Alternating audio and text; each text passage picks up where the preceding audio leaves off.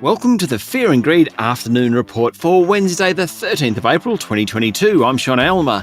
Every afternoon, we bring you the 5 news items that happened today that you need to know about.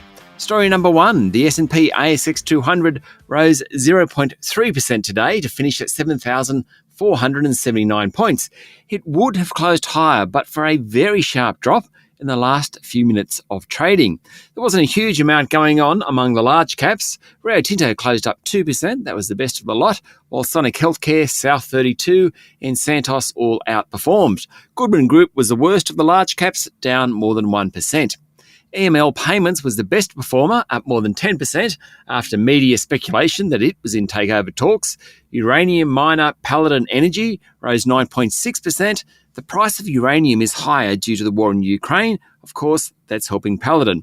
Next best was gold miner Regis Resources, which jumped nearly 6%. On the other side of the ledger, the building materials companies had a bad day, with Adbri down 4.6% and James Hardie off nearly 3%. Story number 2, the National Party leader Barnaby Joyce said he was disappointed that former LNP member George Christensen has defected to One Nation. Now, Mr. Christensen, who quit the Queensland Liberal National Party last week, had said he would leave politics after the election on May 21. But now he's been confirmed as a Senate candidate for One Nation. He's third on the ticket, meaning he's unlikely to end up in Parliament after the election. Members of the coalition were not impressed. Meanwhile, Prime Minister Scott Morrison campaigned on energy security.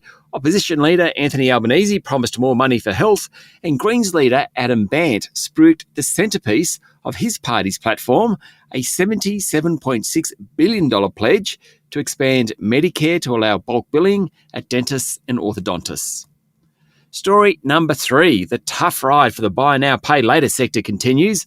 A couple of days ago, Afterpay, now owned by Block, said bad debts had doubled. Well, that has sent shivers throughout the whole sector. Sezzle's share price, which listed nearly 3 years ago, fell to $1.10 today, below its IPO price, and 90% below its high in August 2020. Zipco was down another 2% today to a new low of $1.20. It's down around 85% from its peak. Story number 4. New Zealand Central Bank has lifted its benchmark borrowing rates by 0.5% to 1.5% and said inflation in the country is expected to peak in the next few months. The Reserve Bank of New Zealand said the risk of higher inflation expectations had increased and it was better to act now rather than wait to head off inflation. It's a very different take from the Reserve Bank, which has consistently said it wants to see inflation sustainably within its target band before moving. Meanwhile, consumer price data shows that US consumer prices rose in March by the most in 40 years.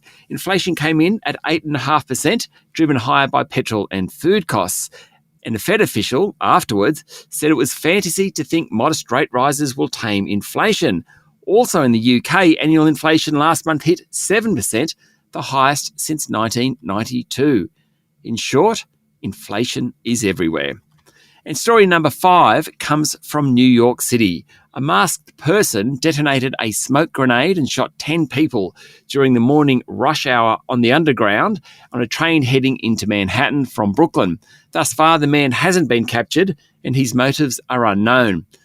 It may well be another example of a hate crime in New York. Incidences of that have been growing in the city. That's it for the afternoon report for Wednesday, the 13th of April 2022. Michael Thompson and I will be back tomorrow morning for the Thursday edition of Fear and Greed. I'm Sean Aylmer. Enjoy your evening.